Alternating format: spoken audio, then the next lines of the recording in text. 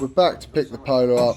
Harley's come down with the trailer, but before we do that, we've got the battery on. Let's check that mileage. From checking the MOT history, I had a pretty good idea of what it was on, but to be exact, it's on 20,726 miles, which is extremely low mileage for the age.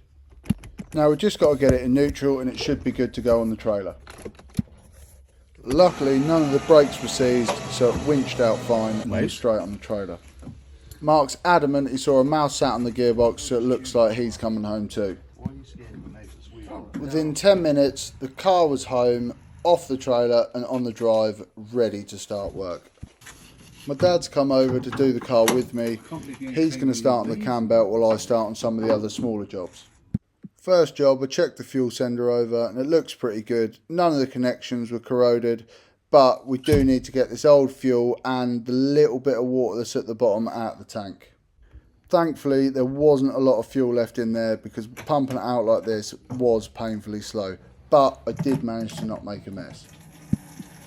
So we got the car jacked up and got the wheel off, and as you can see, the brakes were absolutely covered in cobwebs and leaves, so it shows how long it's been sat about for. And as part of the servicing, we're changing the fuel filter. The old one does look like the original, and that's nice and easy. It's just 2 push clips and 1 Phillips screw.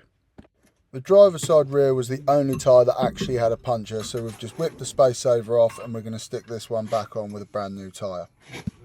Now, we're changing the air filter. I thought the old air filter was going to be a lot worse than it is.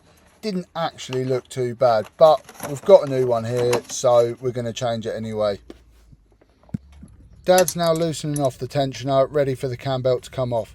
We found out the cam belt was done 14 years ago, and in that time it's only done 4,000 miles. Before I take the spark plugs out, I'm just going to clean around them to make sure any leaves and dirt are all out the way so it doesn't fall in the cylinder. And as you can see, I don't have a blowgun while I'm on my drive, so I've had to do it the old-fashioned way. The old spark plugs didn't look too bad, but again, we've got new ones, so we're putting all fresh ones in. Dad's done the water pump as well. Cam belt's now back on. He's just going to do the tensioner up, and then we're that step closer to seeing if it wants to run. Just screwed the fuel sender back in, so that's now sat on the top of the tank, ready to be clipped in, and we can get some fresh fuel in there. We lost some coolant when Dad was doing the water pump, so we're just going to top this up with water for now, just to get us by. Like I said in the last video, the oil wasn't actually too bad, and we probably could have started the car on it, but we've got new oil, so out with the old, in with the new. And obviously we're putting a new oil filter on as well. You'll have to excuse the bottle that I've used as a funnel. That is another thing I forgot to bring home from the unit. But this is it. This is the last thing we need to see if it's going to go.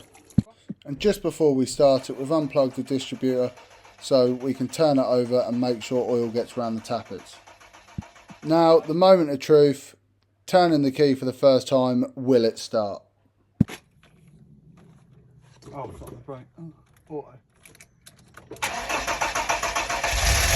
Of course it started first go. I knew it. Didn't doubt it for a second.